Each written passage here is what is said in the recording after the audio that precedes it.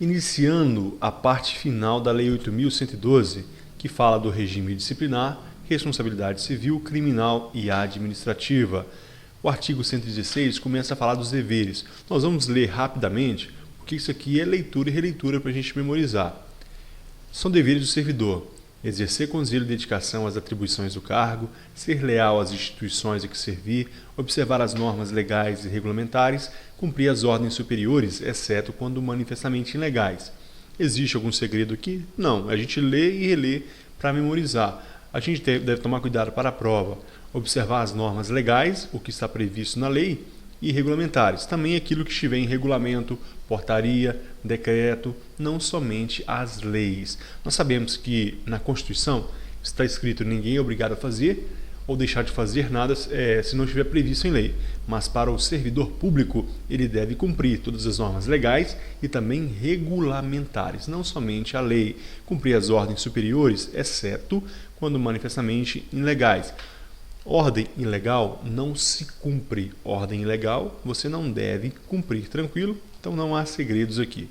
Atender com presteza. Presteza é dever do servidor. Atender ao público em geral, prestando as informações requeridas, ressalvadas, protegidas por sigilo. Nós sabemos que existe a Lei de Acesso à Informação. Essa Lei de Acesso à Informação prevê informações sigilosas. Informações sigilosas é um gênero na qual nós temos informações reservadas, secretas e ultra secretas. Reservadas, secretas e ultra secretas. Essas informações não são disponibilizadas ao público em geral, porque elas são protegidas por um lapso temporal, 5 anos, 15 anos, 25 anos. Dessa forma, não serão disponibilizadas ao público. Mas as outras informações, sim, devem ser disponibilizadas e o servidor está para isso. Letra B. Atender com presteza a expedição de certidões requeridas para defesa de direito ou esclarecimento de situações de interesse pessoal. Cuidado aqui na hora da prova, porque nossa prova também cai constitucional. Quando nós estamos falando de direito à expedição de certidões requeridas para defesa de direito, se o servidor vai até a administração, o servidor público, se um civil, se um particular vai à administração e o servidor público nega a certidão, qual o remédio constitucional que ele vai usar? É o mandado de segurança. Mandado de segurança. Agora, se o que ele está pedindo é esclarecimento de situações de interesse pessoal e isso lhe é negado, aqui é o habeas data. Certidão, mandado de segurança. E esclarecimento de situação de interesse pessoal tem que ser pessoal, é habeas data. C. As requisições para a defesa da fazenda pública. A Receita Federal pede uma informação, um documento, o servidor tem que atender prontamente. Também não há maiores complicações aqui. São ainda deveres levar as irregularidades que tiver ciência em razão do cargo ao conhecimento da autoridade superior, ou quando houver suspeita de envolvimento dessa, ao conhecimento de outra autoridade competente para apuração. Olha, você servidor, você sabe que está fedendo aquele órgão de trabalho, há corrupção a mil ali, e você tem conhecimento, e você não comunica, você é conivente, você será punido também. Você deve comunicar essas irregularidades à autoridade superior, se é suspeito que ela está envolvida, a outra de patente maior. 7. Zelar pela economia do material e conservação do patrimônio público, guardar sigilo sobre o assunto da repartição, manter conduta compatível com a moralidade administrativa. Nós sabemos que na administração a moralidade ela está dentro da legalidade, ser assíduo e pontual ao serviço, tratar com urbanidade as pessoas. 7. Representar contra ilegalidade, omissão ou abuso de poder. Você presenciou atos ilegais, omissão ou abuso de poder, você deve denunciar, você deve representar, você não pode ser conivente com tais situações. Das proibições, ao servidor é proibido ausentar do serviço durante o expediente sem prévia autorização do chefe imediato. Comunica e sai se for autorizado. 2. Retirar sem prévia anuência da autoridade competente qualquer documento da repartição. Já caiu em prova perguntando se retirar qualquer documento da repartição, se seria dessa forma, se seria falta. Não.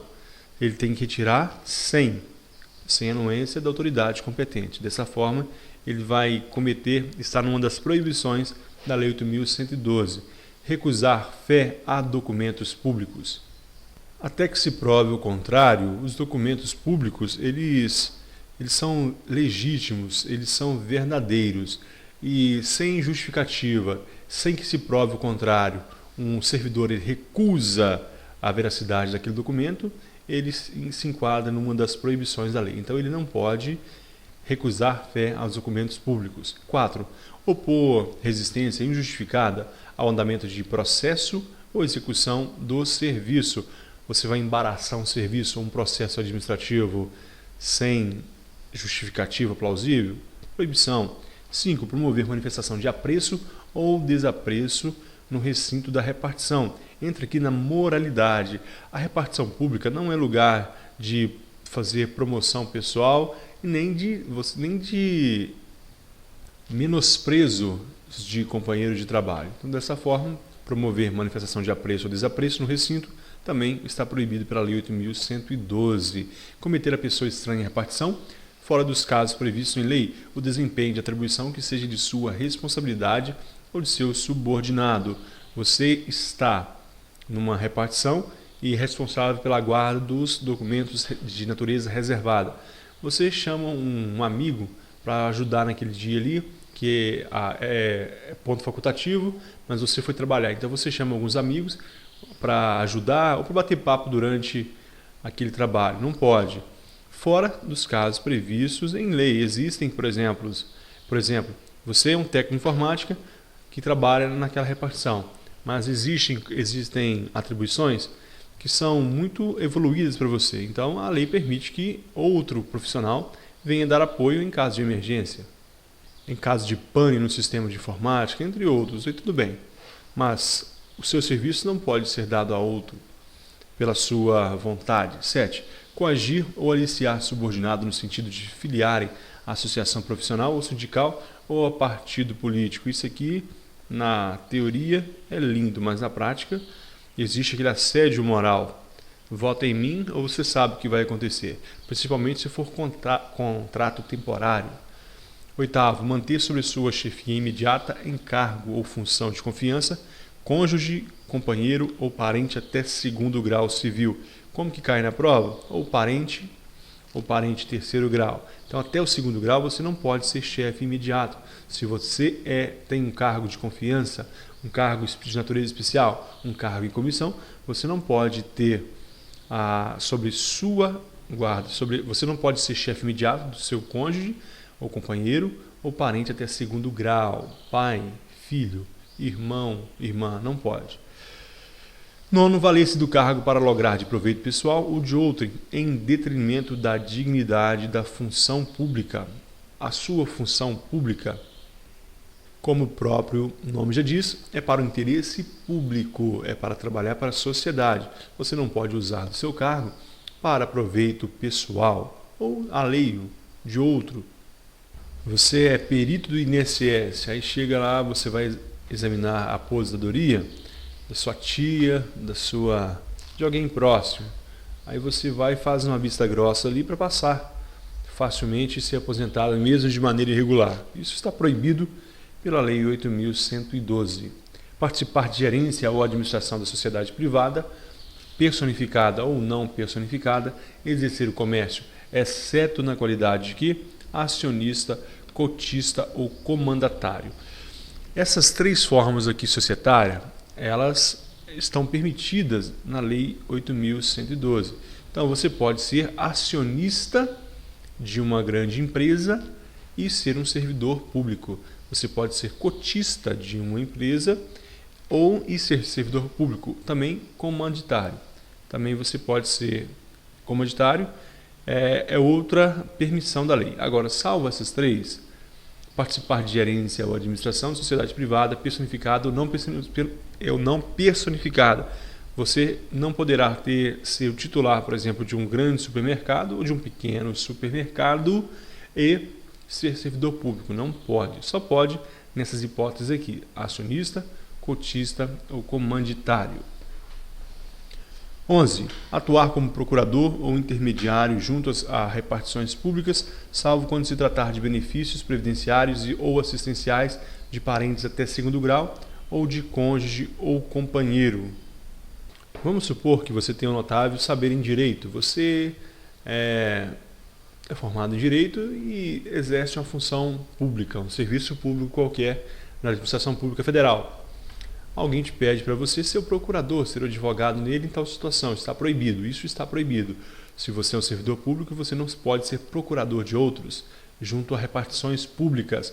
Existe a exceção, que são assuntos previdenciários, previdência social ou assistência social, ou benefício de LOA previdenciário ou assistencial de parentes até segundo grau, cônjuge ou companheiro. Então, você pode, para sua esposa, para o seu pai, para o seu filho, para o seu irmão, você pode sim ser procurador dele quando o assunto for previdenciário, aposentadoria, por exemplo, ou assistencial, benefício de prestação continuada. Essas são as duas exceções da Lei 8.112. Receber propina, comissão, presente ou vantagem de qualquer espécie em razão das atribuições. A Polícia Civil, por exemplo, nos estados, ela recebe seu salário, o seu subsídio, para ir atrás do bandido e prendê-lo. Então, ela não pode aceitar a propina, um presentinho. O comerciante, olha, eu vou dar aqui 10 mil reais para cada um de vocês se vocês pegarem quem assaltou minha loja. Isso não pode aceitar. Receber propina, comissão, presente ou vantagem de qualquer espécie. Aceitar comissão, emprego ou pensão de Estado estrangeiro. Não pode. Comissão, emprego ou pensão de Estado estrangeiro. O Brasil é um país independente, o Brasil é um país soberano. Essa soberania se expressa através da nossa democracia participativa. Nós escolhemos os nossos representantes e o presidente da República é o nosso representante maior. Portanto, para que haja essa relação do servidor público com o Estado estrangeiro, deve ter anuência do presidente da República, por exemplo, para ser cedido para algum serviço, alguma missão diplomática. Então, aceitar comissão, emprego e pensão diretamente de Estado estrangeiro, proibido ao servidor público. Praticar usura sobre qualquer de suas formas. Usura é sinônimo de agiotagem, aquele que empresta dinheiro a juros. Você passou lá para a BIM, está ganhando bem, era acostumado a ganhar um salário mínimo, agora está ganhando lá seus 15 mil reais, por exemplo, viu? Não joguem pedra em mim. Aí você vai e começa a estar sobrando dinheiro, vou emprestar dinheiro aí, o Banco do Brasil está cobrando 7%, eu vou cobrar 5% de juros. Não pode, está proibido pela Lei 8.112.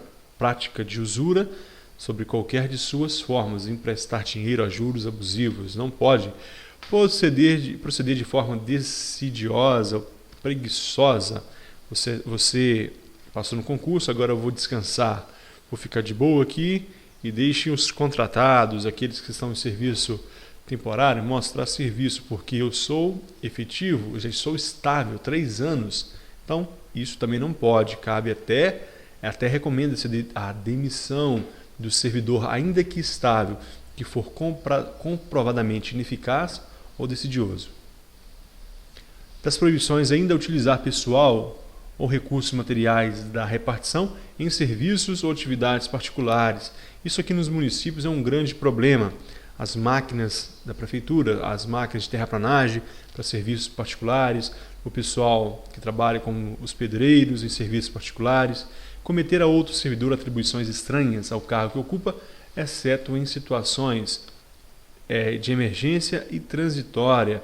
O servidor passou, é o desvio de função. É proibido desvio de função, salvo em situação emergencial, questão de saúde, um profissional da saúde, há um grande surto naquela cidade e o pessoal que trabalha na guarda municipal, responsável pela segurança, vai trabalhar aí na captação ali daqueles focos, na pesquisa de focos de mosquito da dengue, ou até mesmo nós vimos recentemente o exército vindo para as ruas para procurar focos do mosquito da dengue. Então, situação de emergência transitória.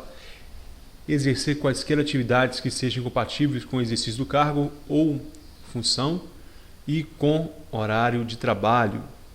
Tem como o servidor ser chefe do jogo do bicho? Não tem jeito. Tem como o servidor ser dono na casa de prostituição? É incompatível com a função pública e qualquer outra função que seja incompatível com o seu horário de trabalho. Ele trabalha de vigilante nas horas vagas, só que ele trabalha todo dia das 7 da manhã às 5 da tarde, seu horário de trabalho na sua repartição pública. Tem como ele trabalhar de vigilante nesse horário? É incompatível. Depois temos recusar a atualizar seus dados cadastrais quando solicitado. Também ele comete falta, ele deve atualizar a sua ficha funcional, saber quantos filhos tem, se é casado, solteiro, se é questão de saúde, tudo isso deve estar atualizado nos seus dados cadastrais. Parágrafo único. A vedação de que trata o inciso 10 do caput desse artigo não se aplica nos seguintes casos: é participar de gerência ou administração de sociedade privada, personificada ou não personificada, exercer comércio, exceto na condição de acionista, cotista ou comanditário. Não se aplica essa condição na participação de conselhos de administração e fiscal de empresas ou entidades em que a União detenha direta ou indiretamente participação no capital social ou em sociedade cooperativa constituída para prestar serviços a seus membros e gozo de licença para tratar de assuntos particulares. Imagine aqui numa sociedade de economia mista. Você é servidor público, você não está proibido de participar ali da gerência de uma empresa, de uma sociedade de economia mista, porque a administração pública ela tem participação no capital social daquela empresa. E também você pode tirar licença para tratar de assuntos particulares, aquela licença sem remuneração por até 3 anos. Neste período você pode sim abrir um comércio, porque você tirou licença para tentar, muitas vezes, uma vida nova na iniciativa privada. Então você vai poder participar sim de gerência, administração, nessa sociedade privada, personificada ou não personificada, exercer o comércio, ok? Então, tranquilo. Acumulação, pessoal. Sobre a acumulação, nós já vimos a Lei 8.112, ela fala a seguir sobre acumulação. Nós já vimos, são as mesmas regras na atividade, as mesmas regras na inatividade. Nós vimos na Constituição Federal e também quando nós estudamos nesses dias de direito administrativo, que é proibido a acumulação de cargo, emprego, função na administração direta e indireta, e que é permitido pela Constituição e pela lei o acúmulo de cargo de 2 professores com horários compatíveis, 2 cargos, um de professor, outro de técnico ou científico com horário compatível e outro de profissionais da área de saúde, desde que haja horário compatível. É proibido a acumulação. Nós já vimos a acumulação também de atividade com inatividade. Nós vimos que tudo aquilo que puder ser acumulado na atividade poderá ser acumulado com aposentadoria. Um professor pode ser aposentado num cargo e continuar trabalhando em outro cargo de professor. É permitido essa acumulação. Vimos também a acumulação do vereador. O vereador pode acumular cargos, sim, ele pode ser um servidor público de dia e vai exercer sua função de vereador porque as reuniões são noturnas. Também é permitido. Tranquilo? Então nós já vimos tudo. Agora, artigo 120 em acumulação diz o seguinte: o servidor vinculado ao regime dessa lei que acumular licitamente 2 cargos efetivos, quando investido em cargo de provimento em comissão, ficará afastado de ambos os cargos efetivos, salvo na hipótese em que houver compatibilidade de horário e local com o exercício de um deles. Isso é pegadinha de prova, declarado pelas autoridades máximas dos órgãos ou entidades envolvidos. Imagine um servidor que possui um cargo de médico ali na parte da manhã, efetivo, e ele é efetivo também em outro cargo de médico, trabalha na parte da tarde. Então ele tem 2 cargos de médicos de provimento efetivo na administração pública federal. Ele é chamado para exercer um cargo de comissão, em comissão. Dessa forma, ele não consegue, ele precisa ter horário exclusivo, dedicação exclusiva para esse cargo em comissão. Ele vai deixar os 2 cargos de médico. Mas, se ele trabalhar, por exemplo, só da parte da tarde nesse cargo em comissão ou à noite, ele poderá ficar com um cargo de médico. Então ele terá um cargo de médico de provimento efetivo e vai afastar do outro para exercer o cargo em comissão. Ainda que haja horário compatível, ele não poderá ter o cargo em comissão e 2 cargos de provimento efetivo. É um cargo de provimento efetivo, mas o cargo em comissão se houver horário compatível, desde a pegadinha, desde que o cargo seja lícito, desde que ele tenha esses 2 cargos licitamente. Ok? Então, isso que tínhamos para falar sobre acumulação. Terminamos, portanto, o regime disciplinar. Vamos dar início à responsabilidade civil, criminal e administrativa. Das responsabilidades. O servidor responde civil, penal e administrativamente pelo exercício irregular de suas atribuições. Portanto, a responsabilidade é civil, penal e administrativa. Ele pode responder civil, ele pagar uma multa, ele pode responder penal, crime, vai ser preso pelo furto, ou administrativamente, um processo administrativo. Por quê? Porque ele cometeu uma acumulação ilegal, porque ele cometeu faltas funcionais, ele vai responder administrativamente. A responsabilidade civil decorre de ato omissivo ou comissivo. Ele se omitiu, ele não fez o que deveria fazer. Ou comissivo, ele fez o que não deveria fazer. A omissão é deixar de fazer o que tinha que fazer. E a comissão é fazer aquilo que não devia. Então, em se tratando de responsabilidade civil, nós temos omissão e comissão. Parágrafo 1º. A indenização de prejuízo doloso, só continuando aqui no artigo 22, também doloso ou culposo, pode ser por dolo ou culpa. Dolo, a intenção. Eu tive a intenção de cometer aquele ato. Culposo, eu deveria ter tomado cuidado, não tomei cuidado e cometi o ato que não queria. É a culpa, que resulte em prejuízo ao erário ou a terceiros, à administração pública ou a terceiros. Então, isso é responsabilidade civil. Parágrafo 1º. A indenização de prejuízo dolosamente causado ao erário, à administração pública, somente será liquidada na forma prevista no artigo 46, na falta de outros bens que assegurem a execução do débito pela via judicial. Ou seja, deve ser paga até 30 dias ou parcelada. Então, pode ser paga até 30 dias, mas pode haver a negociação com a administração pública para que seja pago parceladamente. Parágrafo 2º. Tratando-se de danos causados a terceiro, responderá o servidor perante a Fazenda Pública em ação regressiva. Nós sabemos já o que é ação regressiva. Nós sabemos que a administração pública ela tem ali a responsabilidade objetiva, responsabilidade objetiva do Estado. As pessoas jurídicas de direito público e direito privado respondem pelos danos que os seus agentes, nessa condição, nessa qualidade, causarem ao terceiro. Portanto, a administração causou um dano a alguém. Quem vai responder é o Estado. Ele vai entrar com ação contra o Estado vai pagar. E o Estado vai entrar com ação regressiva e vai tirar ali do seu salário um desconto para pagar essa indenização. Portanto, tratando de danos causados a terceiros, responderá o servidor perante a Fazenda Pública em ação regressiva. Parágrafo 3º. A obrigação de reparar o dano estende-se aos sucessores, contra eles será executada até o limite do valor da herança recebida. A ação penal ela é personalíssima. Se meu pai matou alguém, meu pai deve pagar por isso. Agora, se ele vem a falecer, eu não vou pagar. Agora, meu pai, ele deve R$1 milhão à Fazenda Pública. Ele vem a falecer. O patrimônio do meu pai é transferido para mim. Imagine aí um sonho, R$10 milhões.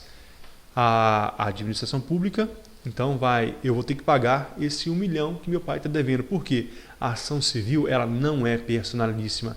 Ela é transferida até o limite da herança, até o limite do patrimônio transferido. Portanto, a obrigação de reparar o dano estende aos sucessores e contra eles será executada até o limite da herança. É o caso aqui do 1 milhão que eu herdei, então eu vou pagar.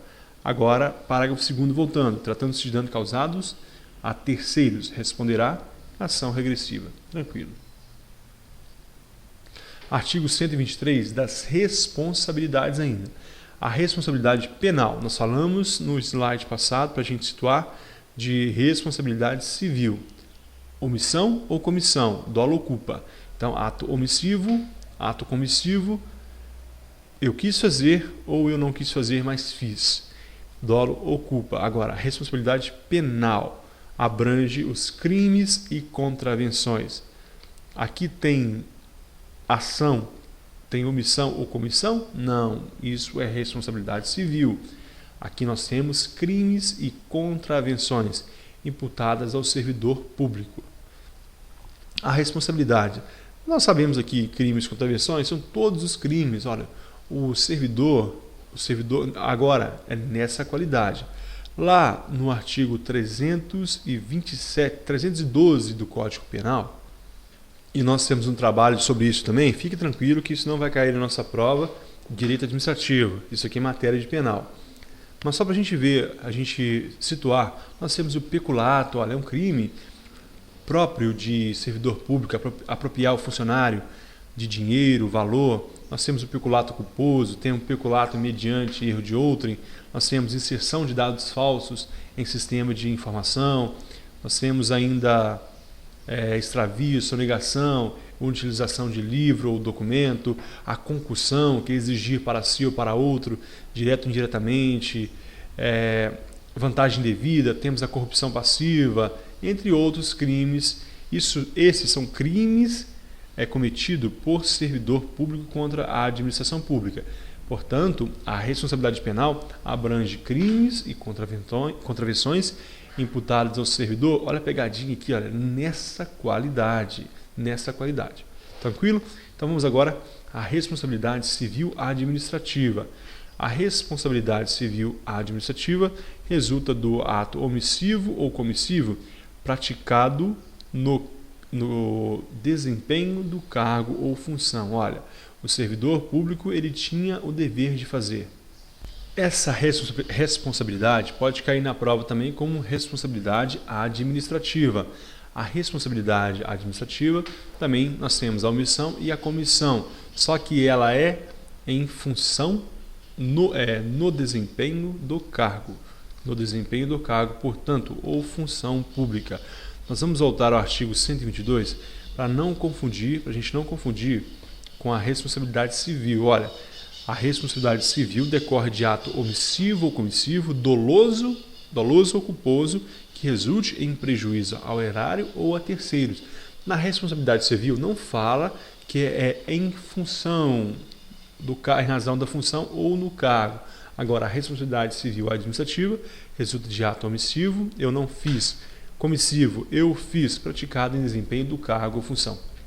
É a responsabilidade administrativa ou civil administrativa do servidor. Artigo 125. As sanções civis, penais e administrativas poderão cumular-se sendo independentes entre si. Opa, isso aqui dá uma polêmica na hora da prova, dá uma confusão. Eu posso, por exemplo, ser condenado a pagar uma multa e não ser condenado à cadeia e nem perder o emprego, por exemplo. Eu posso ser preso e não ter que pagar uma multa, por exemplo. Isso quer dizer o quê? Que as sanções são independentes. Eu posso sofrer uma pena de suspensão e não ser preso e nem ter que pagar multa. Então, guarde isso. As sanções civis, penais e administrativas poderão cumular-se, mas são independentes entre si. Agora, eu posso pagar uma multa, ser preso e ser demitido. Eu posso ser demitido, ser preso e não pagar multa, entre outras. Então, pode haver isso a critério do juiz, a critério da administração. Só que nós temos aqui uma exceção, é da negativa de autoria na esfera penal. Anote aí, negativa de autoria na esfera penal. É o artigo 126. Olha, a responsabilidade administrativa do servidor será afastada no caso de absolvição criminal que negue a existência do fato ou da autoria. Negativa de autoria ou de fato. Houve investigação criminal. Polícia Civil e Ministério Público atuando para tentar descobrir quem causou o fato ou quem causou e qual foi a materialidade do crime. Então descobriram que não houve crime, na realidade não houve peculato. Ou descobriu também que não fui eu. Então dessa forma eu vou sair ileso na esfera penal e neste caso também na esfera administrativa. A responsabilidade administrativa do servidor será afastada. Portanto, eu não poderei ser demitido, suspenso, advertido, repreendido na esfera administrativa, porque houve a negativa de autoria na esfera penal e também na administrativa, e também ou autoria do fato ou autoria negativa do fato ou negativa de autoria.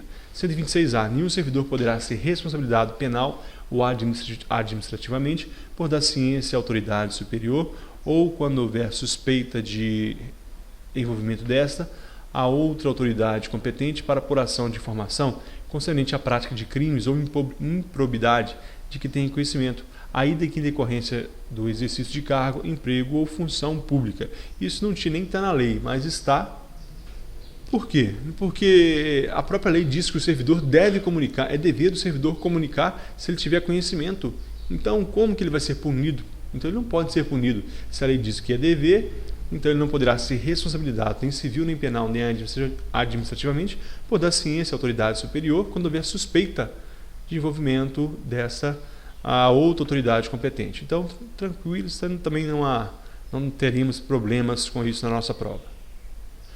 Para encerrar esse vídeo, nós vamos falar rapidamente das penalidades disciplinares. As penalidades, olha, são penalidades disciplinares: advertência, suspensão, demissão, cassação de aposentadoria ou disponibilidade, destituição de cargo em comissão e destituição de função comissionado. Para a aplicação dessas penalidades aqui, pessoal, vai ser observada a gravidade do fato, a natureza do fato. Então, o servidor que faltou vários dias no serviço, ele não terá a mesma pena de um servidor que furtou no serviço. Então, vai observar a natureza e a gravidade do fato.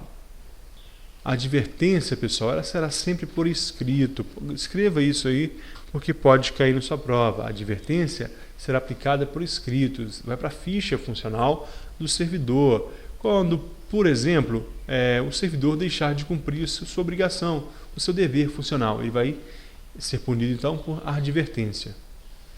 Já a suspensão, ela vai ocorrer quando o indivíduo, por exemplo, for reincidente em pena que seja passível de advertência. Ele foi reincidente aqui, ele vai sofrer a pena de suspensão. Guarde isso, ela não poderá ultrapassar 90 dias. O período máximo de suspensão será 90 dias. Será aplicada, portanto, na reincidência da advertência ou quando a penalidade, quando sua falta não for passível de demissão, por exemplo. Então será cometida, ele terá suspenso. Já a demissão é para situações mais graves, situações em que haverá o processo administrativo. Guarde isso: para que haja demissão tem que haver o processo administrativo. Antes, porém, da gente falar da demissão, só um detalhe sobre a suspensão. Vamos lá para a lei. Olha, parágrafo 1º. Será punido com suspensão de 15 dias o servidor que injustificadamente recusar-se a ser submetido à inspeção médica determinada pela autoridade competente, cessando os efeitos dessa penalidade uma vez cumprida a determinação. O indivíduo há uma suspeita que ele está doente. Ele foi de ofício, houve uma determinação de ofício para que ele houvesse o exame. Ele não quis fazer, suspensão de 15 dias. Fez o exame, suspende essa suspensão. Parágrafo 2º. Quando houver conveniência para o serviço público, a penalidade de suspensão poderá ser convertida em multa na base de 50% do dia de vencimento, ficando o servidor obrigado a permanecer em serviço. Vamos supor que o servidor já está pensando em sair do serviço público e ele está abrindo um supermercado, vai abrir uma loja no shopping, então ele começa a faltar no serviço. Então, pode a administração dar uma multa de 50%, fazendo ele permanecer no trabalho. Então, isso pode acontecer. Então, a demissão agora, sobre a demissão nós temos alguns detalhes. é para crimes, demissão é para crimes, insubordinação grave, acumulação de cargo. Só que há inúmeros outros detalhes. Não vai dar, se a gente for comentar tudo isso, demissão, as diferenças de demissão para demissão a bem de serviço público, entre outros, nós vamos ficar mais de horas aqui. Então nós vamos deixar para a próxima aula, para a gente terminar esse assunto e dar início ao próximo. Muito obrigado e até o próximo vídeo.